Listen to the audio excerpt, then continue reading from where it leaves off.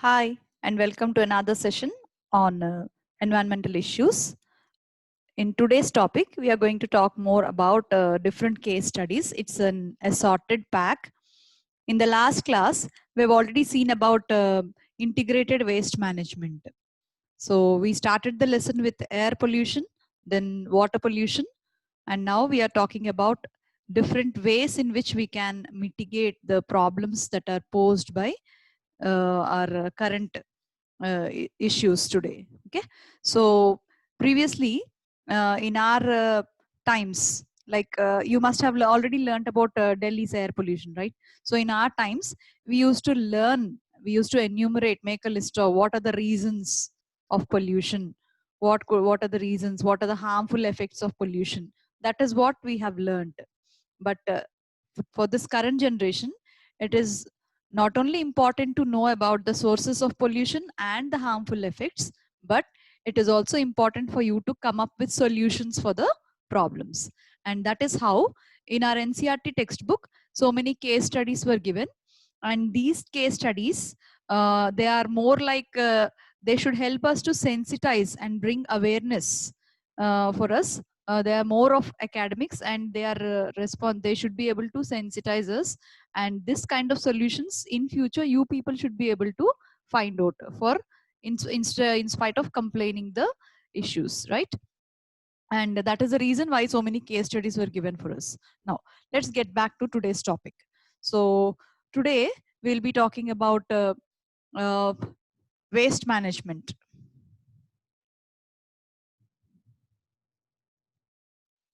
It's about the waste management.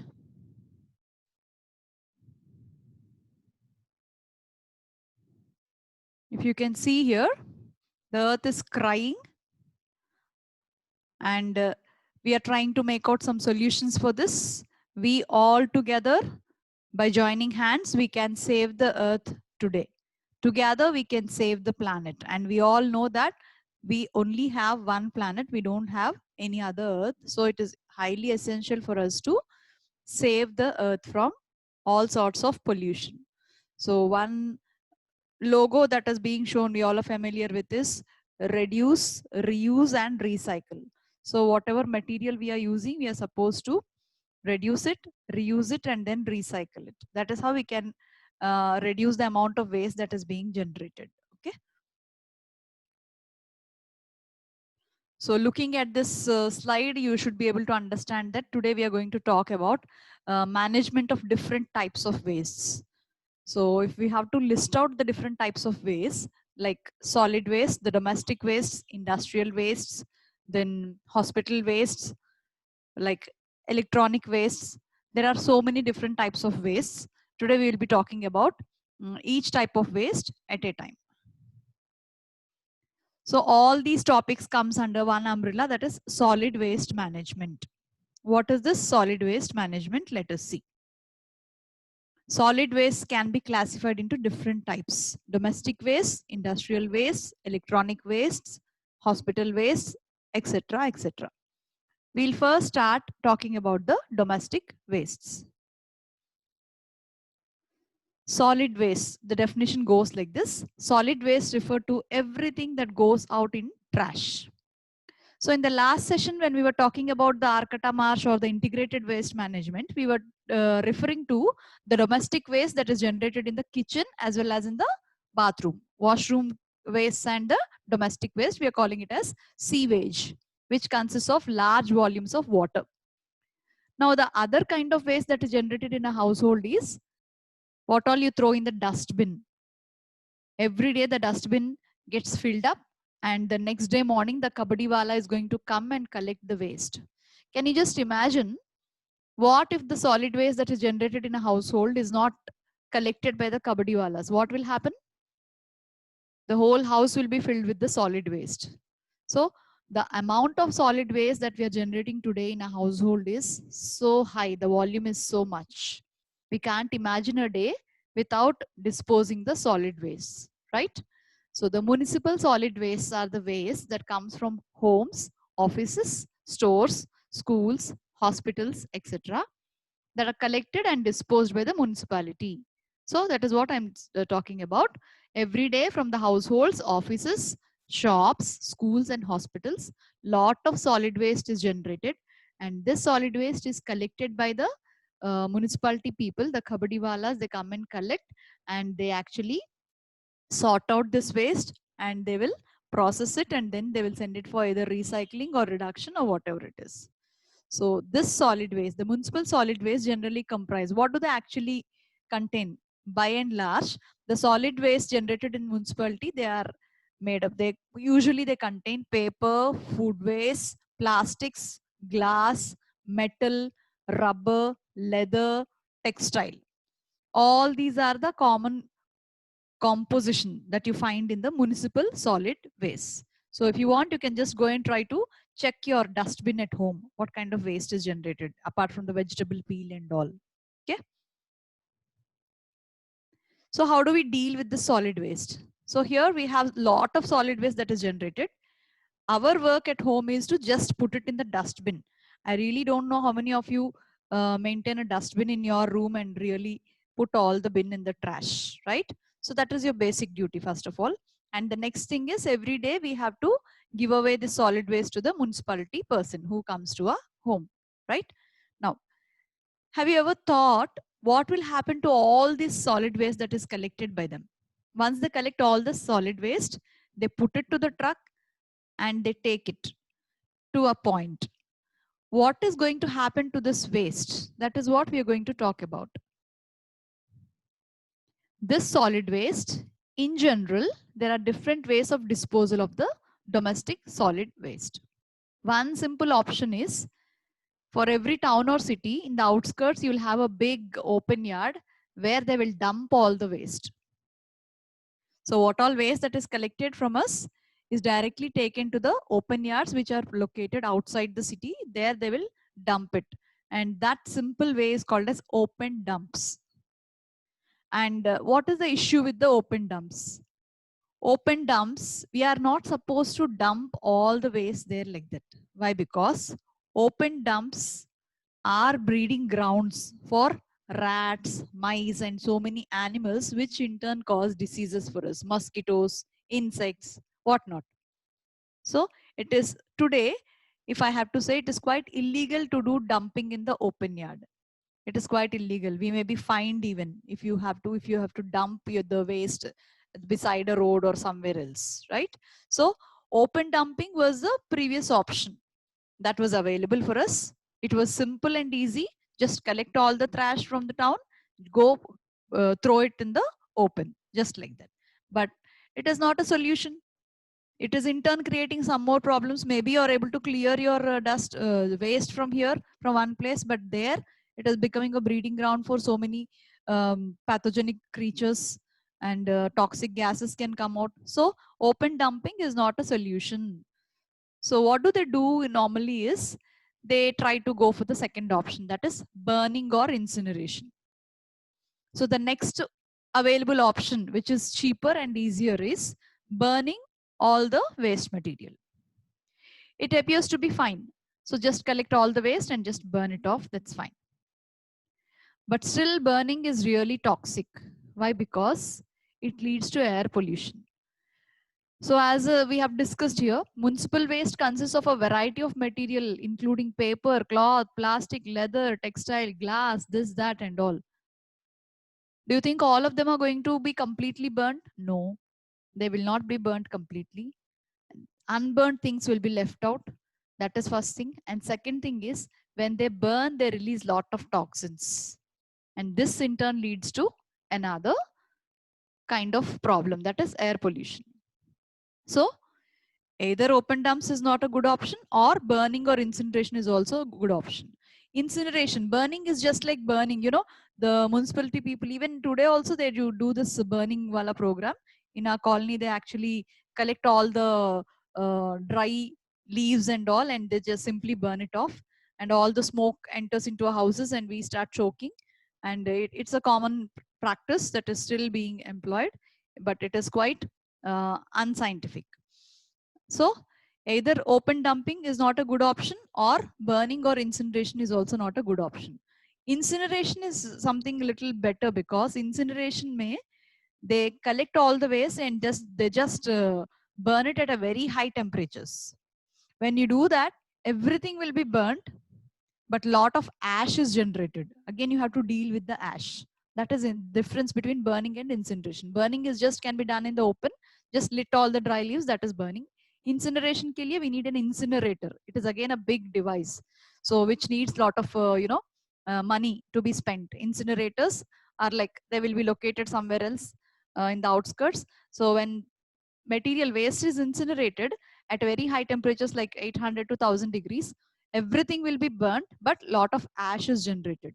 So again, this ash should be disposed. We have to find out a way for disposal of the ash. So like this, they cannot be better options. Now what else? What is the next better option? The next better option is sanitary landfills. It has become as a substitute for open burning dumps. What is the sanitary landfill? So instead of dumping it in the open, what you're doing is you're choosing a land, some abandoned land, you're digging trenches, and into this trench, you are just dumping all the waste. And then it is filled with dirt or soil. So this is one option which seems to be better than the open dumps. Definitely the sanitary landfill is better than the open dump because every time you're covering it off and it cannot be really exposing, it cannot be exposed to the thing. But how many such landfills we can make, how many such trenches we can dig? With urbanization, with increased waste generation in every household, some thousands of tons of waste is being generated. So any type of landfill can be easily filled up within a few days. So how long you can keep digging on the landfills? That is one limitation, major limitation. And the second limitation is that, remember, sanitary landfills have come as a substitute for the open burning dumps, but still they are not the best choice. Why? Because with the increase in the waste generated and with the decrease in the earth proportion, like with the shrinking land resources, we cannot really afford using a large piece of land to dig trenches and make use of it as landfills. And even then, landfills are also having their own drawbacks. One is there is chance ki there is lot release of toxic gases can be released into the layers of the earth, and if not now, at some point of time these toxic gases can come up. So in a sanitary landfill, wastes are dumped in a depression or a trench after compaction. So what do they do is, what all the waste they collect, they just put it compacted, then they compress it. After that, it is compressed and they will put it in the trench, and then it is covered with the dirt every day, mud and dirt. They'll just put it off like that, covering. If you live in a town or a city, do you know where the nearest landfill site is? Landfills are also not really much of a solution. Though landfill has come up as an option for open dumps, it is not a solution. Why? Because the amount of garbage generation, especially in the metros, has increased so much that these sites are getting filled too. Also, there is a danger of seepage of chemicals. What I was telling you is this: the toxins and the chemicals can seep in and they may pollute the groundwater. The water table can be polluted. The land can be polluted due to this sanitary landfills. So this is not offering a better solution for us. So what can we do for this? So how do you deal with this then? You have to find out some solution. What is that solution? A solution to all this can only be in human beings becoming more sensitive to these environmental issues. So the best and the foremost solution is we should be sensitized on these issues, and we should know what kind of waste we are generating. We should always strive to decrease the amount of waste that we are generating, reduce the usage of non-degradable material, increase the usage of recyclable and degradable materials. All these are the different things which we should strive for. All the waste that we generate can be categorized into three types. So here, let's talk a bit about the types of waste. How are they segregated? So the domestic waste that is generated, the solid domestic waste, can be categorized into three types. One is biodegradable, the vegetable peel, cloth, paper, everything is biodegradable. Recyclable, To an extent, certain plastics are recyclable and non-biodegradable, like glass and all, they are non-biodegradable, right? It is important that all garbage, generated is sorted. So now we are coming to the point. So once the municipality person comes and collects the garbage from us, they just pile it up at a place. And now it is the duty of the kabadiwalas and the rag pickers who have to segregate the waste into three groups. All biodegradable waste into one pile, recyclable into another pile, and non-biodegradable into the third pile. Can you just imagine sitting in front of the whole garbage collected from the city? They have to manually pick the things and then sort them as this is degradable, this is non-degradable, this is plastic, like that they have to sort. Can you just imagine what kind of job the kabadiwalas and rag pickers do? So what can we do for them? We can actually give them a big round of applause and try to remember them all the time. And they do a great job. Kudos to the kabadiwalas. So then separation of the materials for the recycling. So the domestic waste that is generated is sorted into three groups by the kabadiwalas and the rag pickers. Now, what next? And these days, if you know, we are provided with two or three types of bins. One bin is for biodegradable. Instead of they doing the job, we have to only do it, segregate it as per the type of waste, and then give it to the municipal corporation people. This is being implemented in Visakhapatnam as a smart city. So we are doing that. Degradable waste into one bin and non-degradable into another, right? So let's give a big round of applause to kabadiwalas. Let's thank them for their job, selfless job.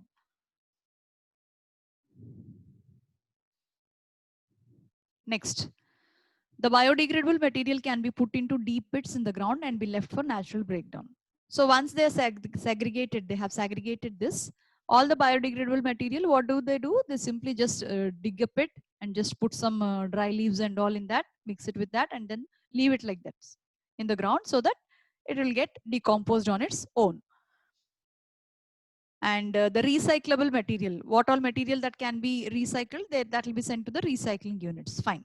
Now what is left with us is the non-biodegradable material, which should be disposed of. Okay. So this is how the solid waste that is generated in your dustbin is processed on a daily basis. The need to reduce our garbage generation should be the prime goal instead of we increasing the use of non-biodegradable products. So as I told you, we should be sensitive enough. We should be having an awareness. Is this thing really degradable or non-degradable? We should check it before purchasing something. And we should try to implement usage of more amount of biodegradable material and try to reduce non-biodegradable material as much as possible. Okay. So in my kitchen, as a part of my contribution, I have tried to reduce most of the plastic waste. I try to use either steel or glass because glass lasts a little more longer. I try to reduce all the plastic bins. In place of plastic, these days I'm using the basket meant for vegetables and all, bamboo wala baskets I'm using. Okay. So just think of what you can do at your home. Just pick any ready-made packet. So here he's trying to help us understand how much of waste we generate on a daily basis. So here as a student, I would like to, as a teacher, I would like to just list out what kind of waste is generated by a student. Paper, we use so many books, of course. Pens, especially I want to talk about the pens because in olden days, like when we were students, we used to use a pen and we used to put the refill every time, the pen. We never used to throw. Currently, we have mostly use and throw pens. So what you can do is just collect all the pens for a period of 3 months or 6 months. Just how many pens will be collected? These many pens, so much of plastic.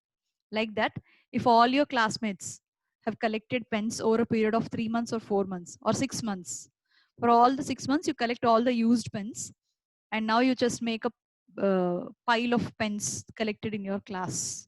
So how many pens will be generated? what kind of plastic is generated, you will get an estimate. Really, you can do that. Okay. So just pick any ready-made packet of any good quality eatables, say biscuit packet, and study the packing. So we can see that, do you see the number of protective layers used? Note that at least one layer will be plastic. So the biscuits, the chocolates, what all we eat, lot of packing material is used. So in that packing material, most of the times plastic find its way. We have started packing even our daily use products like milk and water in poly bags. That means a lot of plastic is used to pack the food materials. In cities, fruits and vegetables can be bought packed in beautiful polystyrene and plastic packing.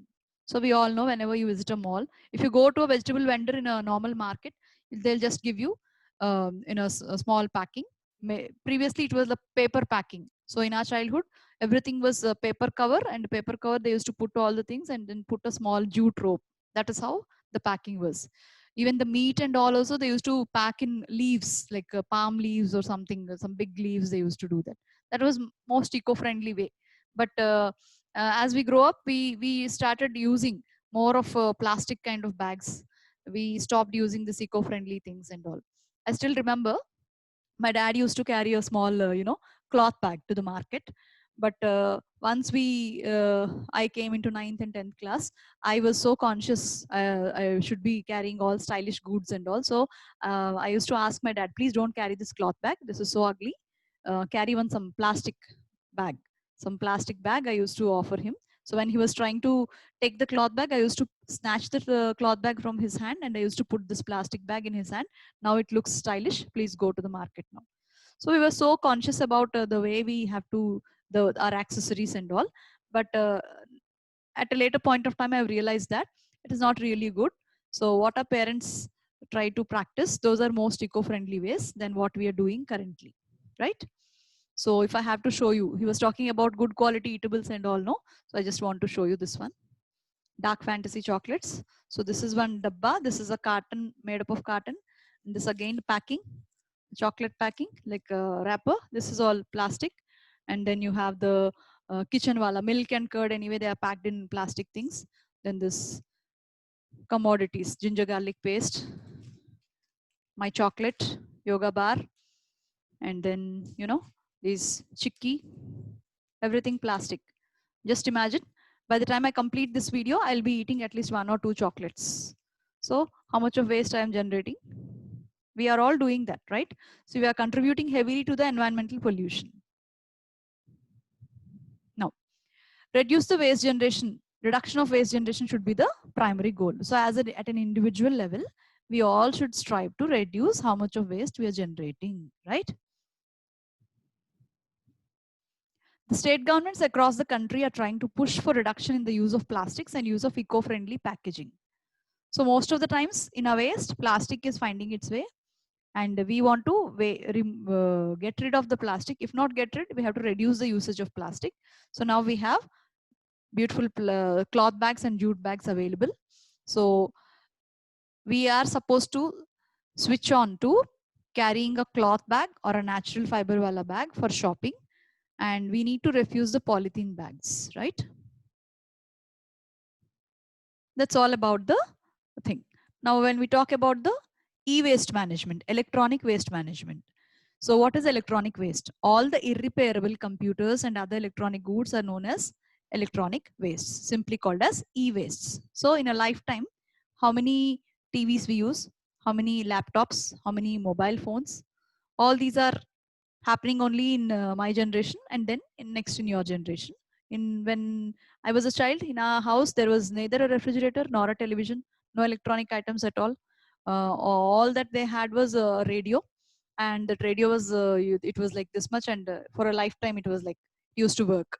And then the fans and all were also almost, they used to work very well. But currently, we generate lot of waste, especially the mobile phones. In one lifetime, on an average, a person can use almost 10 mobile phones.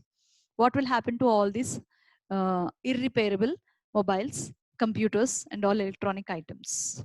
So there is a lot of e-waste being generated. Apart from the plastic waste and the domestic waste, e-waste is generated on a very high volumes. So let us see what is happening to this e-waste. E-wastes are buried in landfills or incinerated. See how dangerous it is.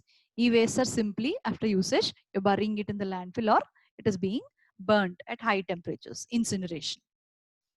Over half of the e-waste generated in the developed world are exported to developing countries. As we all know, developed countries try to make use of the developing and underdeveloped countries like their dumping yards.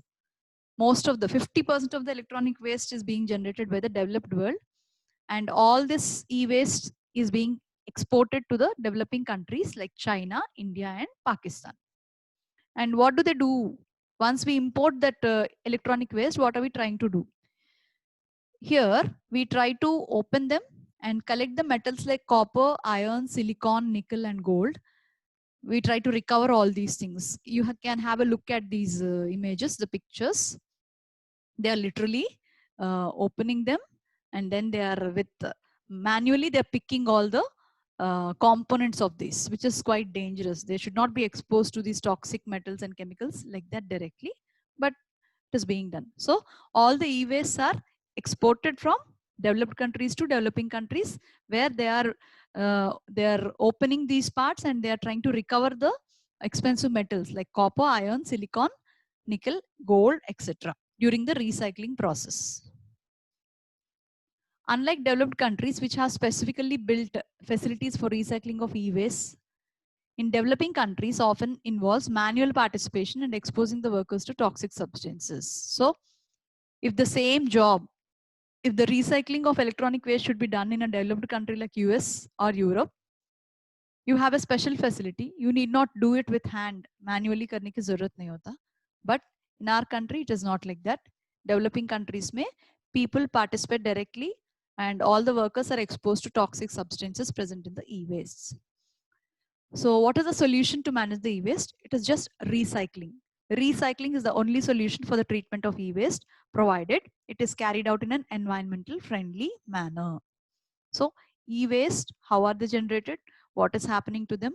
What is the purpose of recycling? What is the purpose of opening the e-waste and collecting all the metals? Then how they should be ultimately treated.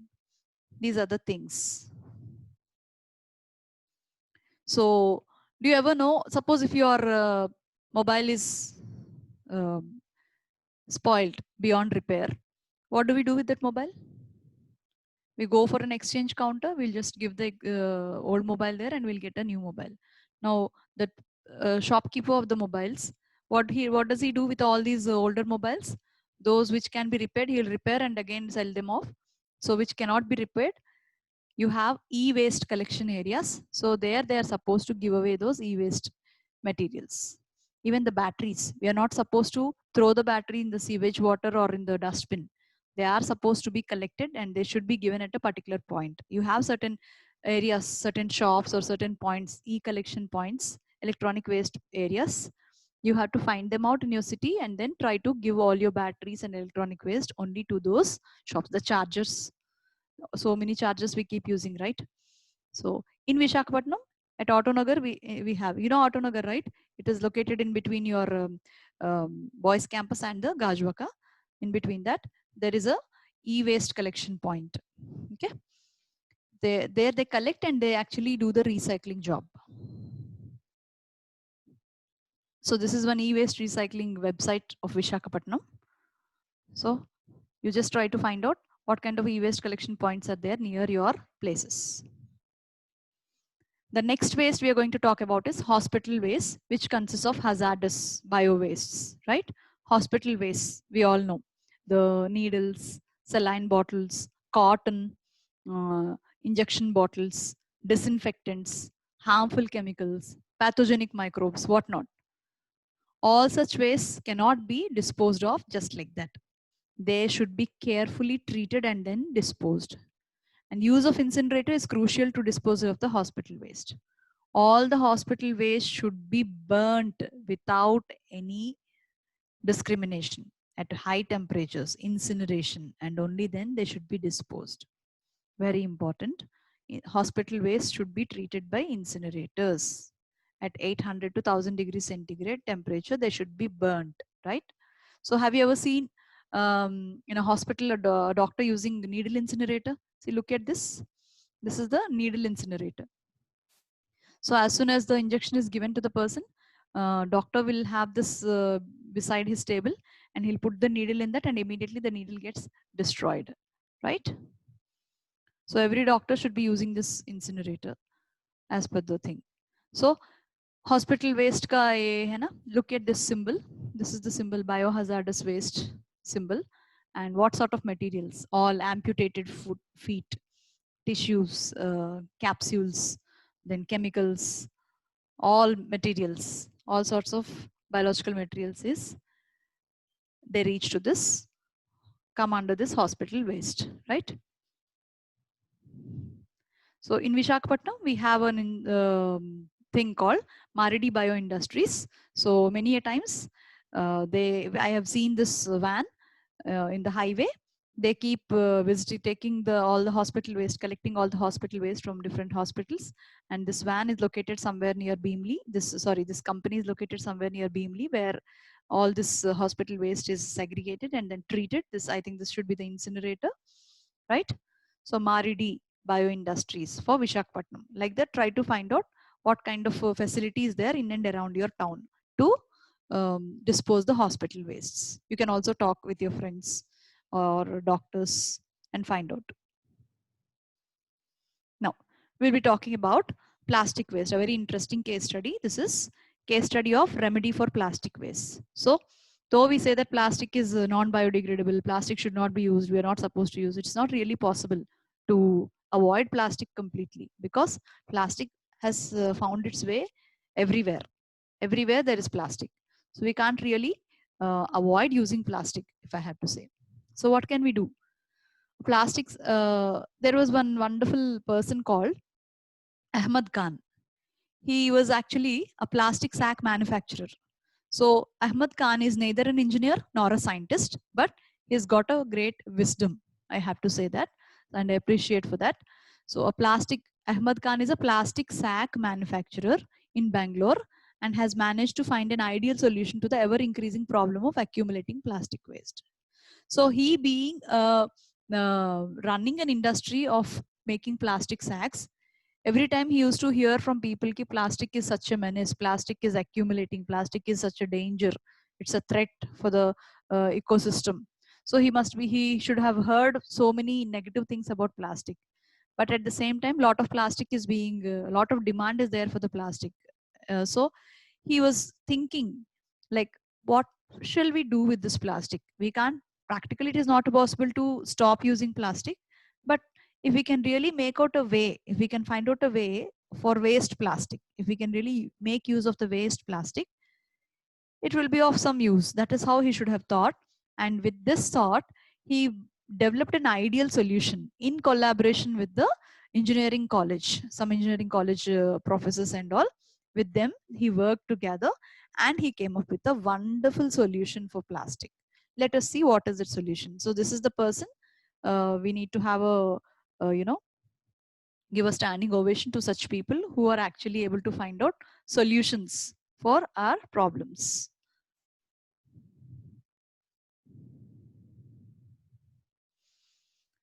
Let us see about him. Ahmad Khan, aged 57 years old, has been producing plastic sacks for 20 years. About 8 years ago, he realized that plastic waste was a real problem. Then what did he do? He made Polyblend, a fine powder of recycled and modified plastic, by his company. So what did they do is, they found a way, all the recycled and modified plastic was now called as a polyblend. All the waste plastic was recycled and it is modified to an extent, and that modified version is called as a polyblend. This mixture is mixed with the bitumen that is used to lay roads. You know bitumen, right? Bitumen is something that is used to lay roads, the black colored, tar kind, the hydrocarbon thing. So what Ahmad Khan did is, polyblend, he prepared all the waste plastic was recycled and modified into polyblend. And how to make use of this polyblend is the next question.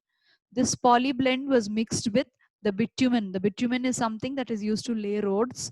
And once they mixed this polyblend into the bitumen, both of them together were able to give a better road, a waterproof road, plastic road, we can simply call it as, right? So that is how he found a solution for the waste plastic. Remember, polyblend is a modified plastic, whereas bitumen is a hydrocarbon that is used to lay roads. Look at this. He himself was unable to do that. Actually, he did it in collaboration with RV College of Engineering and Bangalore City Corporation. So it is a joint venture. It is a wonderful work that has come out by collaboration with so many people. He is as an industrialist, the students and professors of the engineering college and the Bangalore City Corporation, right? So Ahmad Khan proved that polyblend and bitumen, when used to lay roads, enhance the bitumen's water repellent properties. See, generally bitumen is the one that is used to lay roads, which is having water repellent properties already. Now, when polyblend, the modified plastic, is mixed into bitumen, its water repellent properties were increased manifold. And this helped to increase the road life by a factor of 3. That means if in an area, if a road is laid by bitumen, its lifetime is 6 months. If a road is laid with bitumen mixed with polyblend, its lifetime increased to 18 months, 3 times higher than lifetime. That is how it has helped us to lay some good roads. The raw material for creating polyblend is any plastic film waste. So here, now what happened, because this modified plastic was useful to for laying roads, so there is a demand for this polyblend now. Now, how do we make the polyblend? It is made from the plastic film waste. That means all the plastic film waste ka demand बढ़ गया. So when the rag picker used to sell the plastic film waste for 40 paisa per kg, now because of this usage, his 1 kg has become 6 rupees. So can you just imagine? The wonderful solution created by Ahmad Khan was able to give rag picker a good amount for 1 kg of the plastic film waste. Before the polyblend was made, the rag picker used to get 40 paisa per kg of the plastic waste. But now, because this plastic waste has a great demand for making polyblend, the rag picker is able to get 6 rupees per kg of the plastic waste. That is how this solution helped to uplift the living of the rag pickers as well. Using Khan's technique, by the year 2002, more than 40 kilometers of road in Bangalore was already being laid. So as you all know, our textbook data is 20 years old.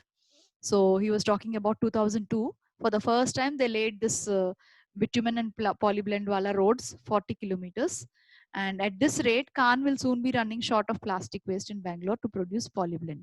So once the road making was successfully done, so polyblend का demand बहुत बढ़ गया, and because of this, most of the plastic waste that is generated in Bangalore is completely utilized to make the polyblend. So thanks to the innovations like polyblend, we might still avoid being smothered by plastic waste, right? So this is the kind of innovation we are looking for in this generation, right? So are you really impressed with this case study? I hope. So I'll show you now this image. This road is made from waste plastic, right? This road. Now I'll show you. This is my house. Look at this clip. This orange colored building is my house. And many roads were laid last year throughout Visakhapatnam, of course. And every road, at every corner of the road, they placed this board, GVMC, Greater Vishaka Municipal Corporation. And this road says that this road was laid with bituminous and waste plastic. So looking at this board, I felt so very happy. This happened last year. Okay.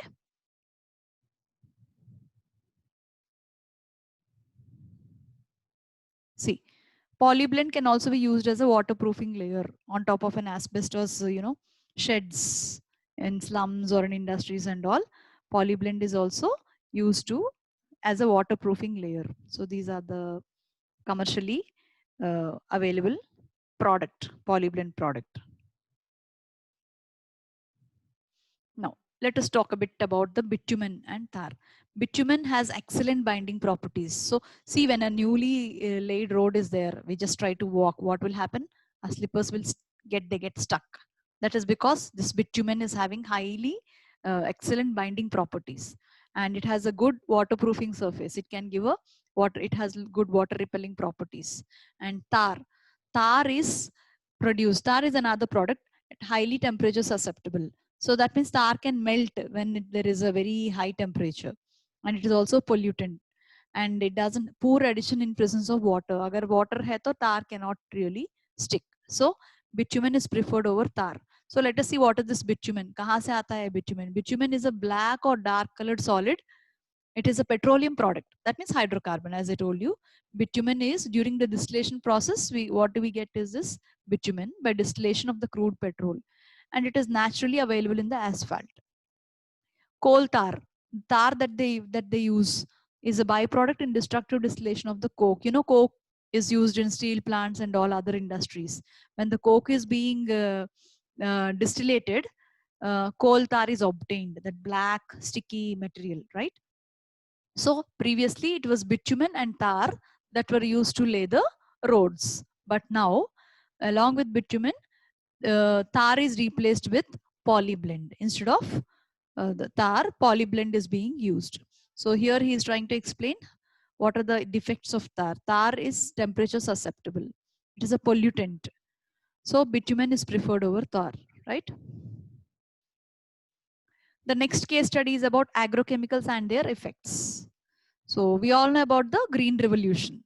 So right from after the independence and 1970s, our productivity, Indian agriculture mein productivity was increased tenfold, 20-fold, like that.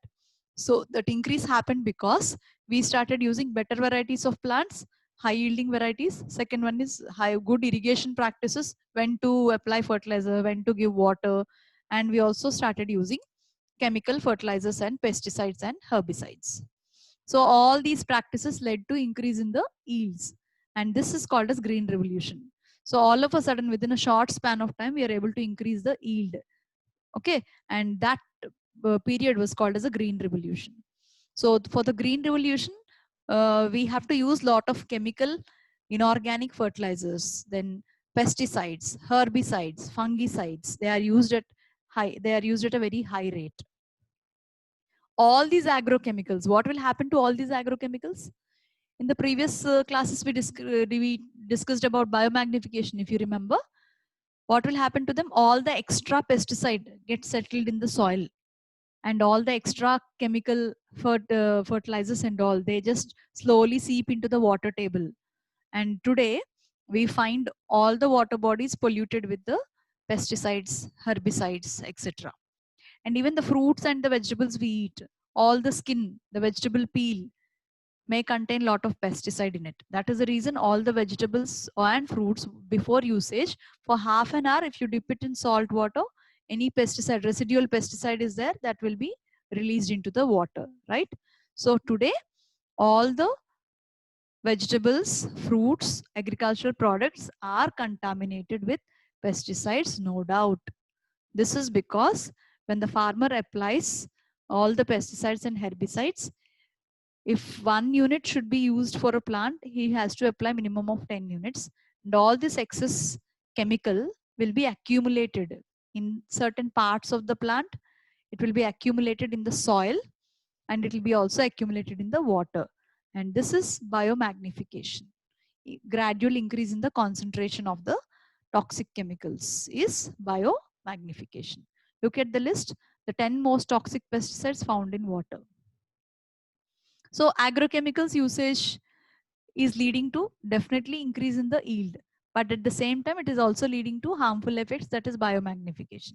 And second important thing is, whenever you're using a pesticide, it will not only kill the target organism, it will also kill the non-target organism.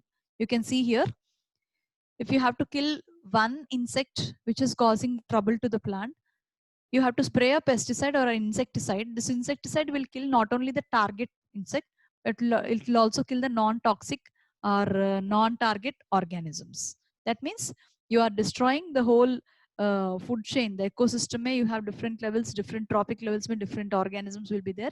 You're destroying the whole food chain.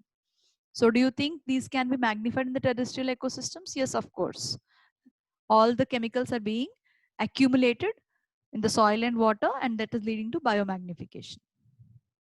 Increase in the amount of chemical fertilizers can do what they can do to aquatic ecosystems.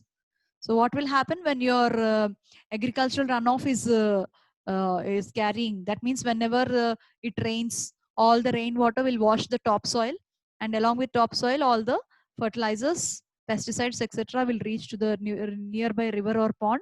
And if the topsoil is carrying a lot of nitrates and phosphates, it will increase the nutrients present in the pond, and that will lead to eutrophication. That is what we have already learned, right? So biomagnification in the water ecosystem we have already learned, but due to excessive usage of agricultural chemicals, all the chemicals getting accumulated in the soil and plants and other things, this is called as terrestrial biomagnification. Okay, the current problems in agriculture are therefore extremely grave. So what can we do for this? Organic farming. Simple solution is we have to stop using all the chemicals, chemical fertilizers and chemical herbicides and pesticides. We have to become natural. So let us see the case study of organic farming. Integrated organic farming is a cyclical zero waste procedure. So now we have a solution for this. How do we avoid generating a lot of usage of chemicals in the agriculture? So this organic farming, integrated organic farming, we call this as. In this integrated organic farming, there is cyclical zero waste procedure. So interesting. How can we actually generate zero waste? The waste product of one process is cycled as a nutrient for other process. This allows the maximum utilization of resources and increases the efficiency of the production. Let us see how. So agriculture may, after reaping the harvest, lot of agricultural waste is generated. We can use this agricultural waste in order to as a food or fodder for dairy. So agricultural waste can be used as a food or fodder for dairy industry. Dairy industry may you will get lot of products like milk, etc. And then dairy industry will also generate lot of dung, and which can be used along with the agricultural waste to make a compost. Then water harvesting, beekeeping. So all these things, like the byproduct of agriculture is used to as the fodder for dairy management. And dairy management mein byproduct is dung. Dung can be used to make the compost. And with the help of water harvesting and all, beekeeping is so essential. It increases the rate of pollination, right? So like this, the byproducts generated in one process will become nutrients for another process, right? So this is how there is no waste that is generated. So who did this? Here you have an organic farmer called Ramesh Chandra Dagar, a farmer belonging to Haryana. He is the founder of the Haryana Kisan Welfare Club. So under this club, whichever farmer enrolls, they will be given some good training of how to how to employ organic farming. Almost by 2002 data, almost um, 5,000 farmers were enrolled in this Kisan Welfare Club, and this is the person, Ramesh Chandra Dagar. Zero waste management, organic farming are his concepts. So according to this, in a chain processes, it's called as a chain process. It is extremely economical and a sustainable venture. Those who are having farms and all, just try to observe sometime when you're really free. Try to closely observe what will happen to all the agricultural waste. If there is any dairy industry or dairy management in your farm also, try to find out how the dairy byproducts are being used. Composting kaise karte hain, like how they grow two different types of crops in the same field at a time, in what way they'll be useful. You can just talk with your people about such things. So what is the advantage of having organic farming is that there is no need to use chemical fertilizers for crops, as cattle excreta itself becomes a manure. Wonderful. Crop waste is used to create compost, which can be used as a natural fertilizer, and can also be used to generate natural gas like methane, and methane can be used as a source of energy. Enthusiastic about spreading information and help on the practice of integrated organic farming, Dagar has created Haryana Kisan Welfare with a current membership of 5,000 farmers. You can check out currently what is the number of enrollment in the Haryana Kisan Welfare Club. So these are the different case studies that were given in NCERT. I hope we all will be enlightened, sensitized about the environment by this time, and enlightened by these case studies and solutions. In future, if necessary, we are also supposed to come up with such clean solutions. Keep your environment clean and safe and healthy. Okay, that's all for today. Goodbye.